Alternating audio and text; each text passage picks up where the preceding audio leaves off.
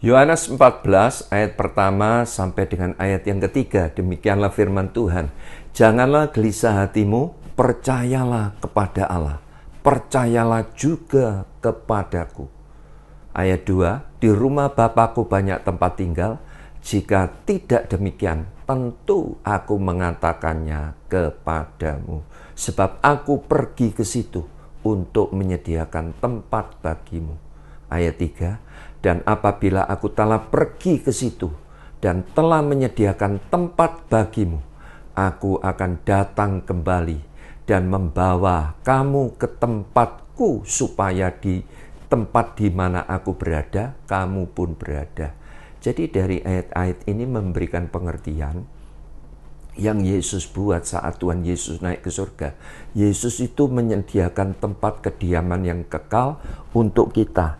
Jadi kalau kita teliti kebenaran firman ini, pasal-pasal tersebut, ini kisah di mana Tuhan Yesus itu sebelum dia disalibkan, di dalam perjamuan makan malam bersama murid-murid, setelah dia itu menceritakan apa yang akan dialami, dia akan memberikan diri, dia akan disalib, dia akan mati, tetapi pada hari yang ketiga dia akan bangkit, yang artinya Tuhan Yesus akan meninggalkan murid-muridnya ini tadi, kepergiannya ini, yaitu apa? Untuk menebus dosa, untuk menebus dosa pelanggaran manusia ini. Tuhan Yesus mau disalib, ya, Yesus mau mati untuk menebus dosa pelanggaran manusia.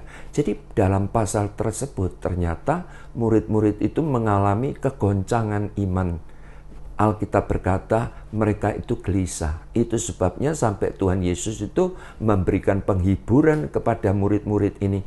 Janganlah gelisah hatimu, percayalah kepada Allah dan percayalah juga kepadaku. Jadi ini perkataan Yesus sendiri pada waktu Tuhan Yesus akan terangkat naik ke surga.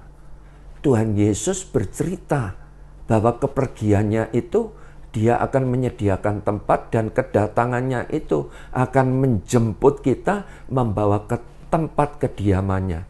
Jadi dalam pasal tersebut merupakan penghiburan Yesus pada murid-muridnya. Sebab apa? Sebab setelah murid-murid ini mendengar perihal kepergian Tuhan Yesus ini daripada murid-murid ini, hati mereka itu gelisah. Sehingga apa? Yesus mengingatkan bahwa sebagai pengikut Yesus, mereka harus menghapus kegelisahan. Mereka harus tetap percaya kepada Allah. Ditulis di dalam ayat tersebut. Jadi logikanya itu begini, saudara.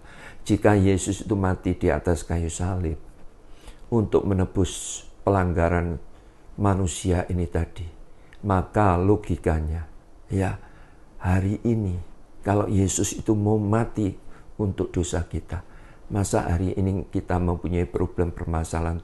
Kalau kita sudah percaya kepada Tuhan, Tuhan tidak tolong, omong kosong. Betul tidak, saudara? Ya, jadi jika Yesus mau mati di kayu salib untuk kita, maka tidak mungkin Tuhan Yesus itu mau menelantarkan kita. Tidak mungkin Tuhan Yesus itu membiarkan kita. Amin.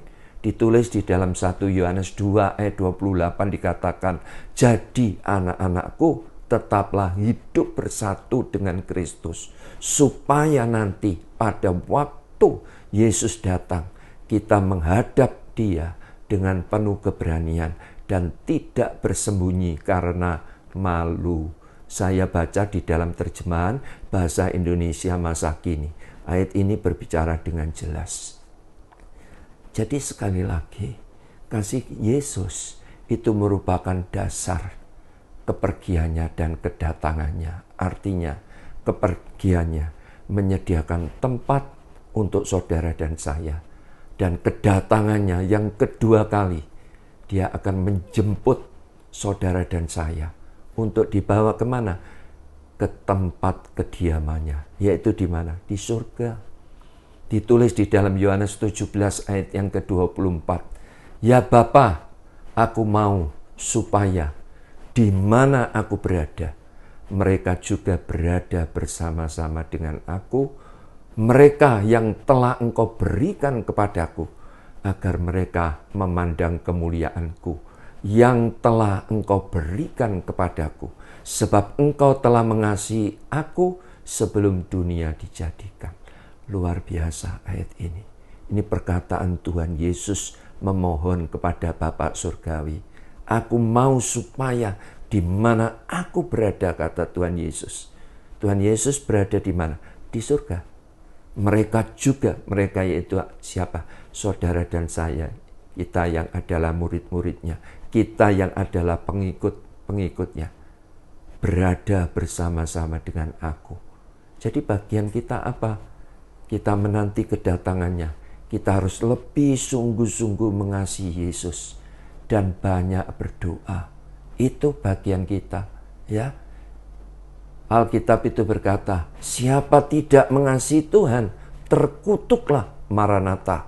Ditulis di dalam 1 Korintus 16 ayat 22.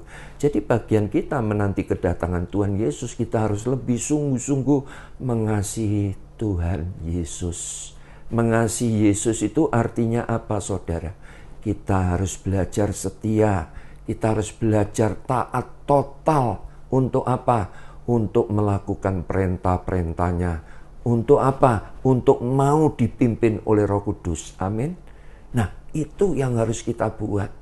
Dan kita harus banyak berdoa. Sebab Alkitab berkata di dalam Lukas 21 ayat 36, di dalam terjemahan bahasa Indonesia masa kini, berjaga-jagalah dan berdoalah selalu supaya kalian kuat mengatasi semua hal yang bakal terjadi dan kalian dapat menghadap Anak Manusia. Nah, harus banyak berdoa. Jadi bagian kita, kalau Tuhan Yesus yang diperbuat oleh Tuhan Yesus terangkat naik ke surga, Dia menyediakan tempat, ya, untuk siapa? Saudara dan saya. Dan kita yang menanti kedatangannya, kita harus lebih sungguh-sungguh mengasihi Tuhan Yesus. Dan kita harus banyak berdoa. Tuhan Yesus memberkati. Amin.